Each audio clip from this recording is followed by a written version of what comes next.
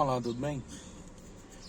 Eu tô aqui esperando um compromisso e eu vinha na estrada, né, pensando sobre uma das coisas que o Evangelho é. Não que o Evangelho seja muitas coisas, ele é uma coisa só, mas ele tem alguns aspectos, talvez.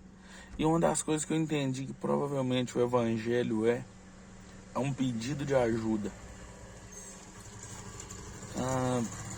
A Bíblia diz que, acho que em Levíticos ou Números, que quando alguém apresentava um cordeiro por holocausto, por perdão de pecados, ele devia colocar a mão sobre a cabeça do cordeiro para que o cordeiro levasse sobre ele a iniquidade da pessoa. Deixa eu te perguntar uma coisa. Você quereria receber sobre você o pecado ou a iniquidade de alguém? Provavelmente você dizer assim, Lucas, mas o cordeiro não sabia o que estava acontecendo quando alguém punha a mão sobre a cabeça dele. O cordeiro não tem vontade, não tem entendimento. Você está certo.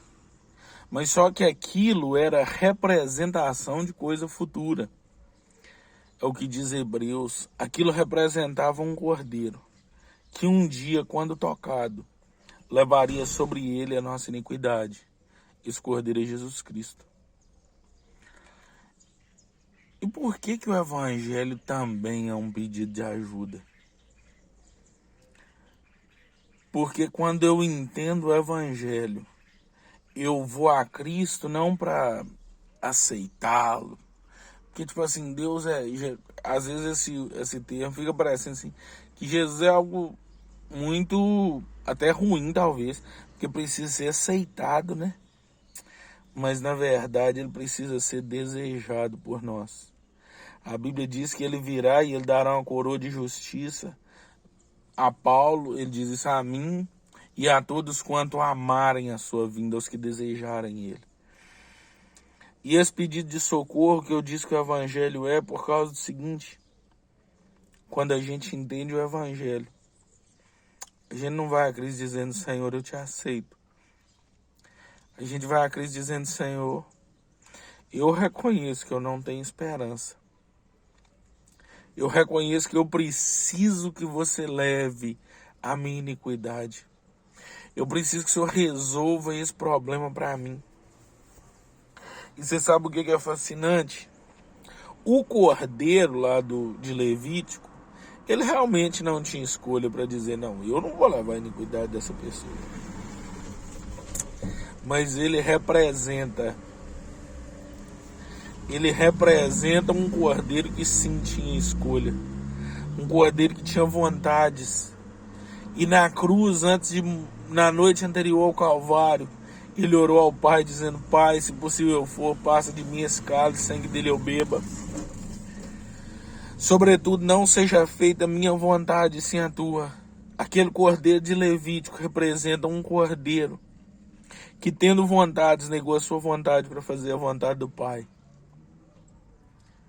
Tomara que nós aprendamos a ir a Ele com humildade, pedindo ajuda. Porque a gente tem mania de, às vezes, falar assim, a gente julga de não, fulano de tal, aí aquilo não tem jeito, não. Aquela outra pessoa lá, não muda nunca. Sabe o que é assustador? Talvez a gente tá igual aos fariseus, fechando a porta dos céus aos outros, dizendo que eles não entrarão. Mas a gente mesmo não tem entrado. Talvez existem pessoas com problemas de pornografia, de masturbação, viciados em bebida, drogas, em prostituição, em mentira, e um monte de coisas. Mas talvez essas pessoas hoje estão clamando ao Cordeiro, Senhor Jesus, por favor, me deixe tocar no Senhor. Leve a minha iniquidade. Talvez essas pessoas estão aprendendo a pedir ajuda. E eu tô lá dizendo que não, eles não serão ajudados.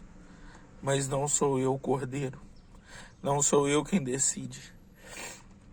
E prova disso é que Jesus conta a parábola do fariseu e do publicano. O fariseu, ele foi ao templo e chegou lá e falou assim: Pai, obrigado, porque eu não sou igual esse publicano. Eu oro, eu jejuo, eu faço, eu aconteço. Talvez é muito que nós temos feito. Dizendo assim, só que a gente não tem a coragem de falar com o pai que a gente não é assim. A gente só vive falando assim: pai, é lá aquela pessoa, aquela é um filho ruim, aquele lá não te obedece, aquele isso, aquele aquilo, aquilo outro. O publicano dobrou o joelho, ele sequer tinha coragem de olhar para o céu. E ele falou assim: pai, me perdoa, porque eu sou um grande pecador. E aí Jesus pergunta para os discípulos assim: quem que você acha que saiu do templo perdoado? E os discípulos respondem: o publicano, aquele que teve humildade. Pois é, então realmente, o evangelho deve sim também ser entendido como um pedido de ajuda. Porque enquanto a gente tem tentado viver o evangelho, acusando os erros dos outros, até que a gente aprenda a pedir ajuda para resolver o nosso erro, a parar de dizer que os outros não tocam no cordeiro e começarmos nós a tocar no cordeiro, a pedir a ele que leve a nossa iniquidade. Talvez dificilmente, para não dizer impossivelmente, nós alcançaremos misericórdia. Deus abençoe sua vida. Que o evangelho cresça em você. Que você consiga tocar nesse cordeiro poderoso, capaz de levar sobre ele essa iniquidade. Para que você viva uma vida para a glória dele, em nome de Jesus.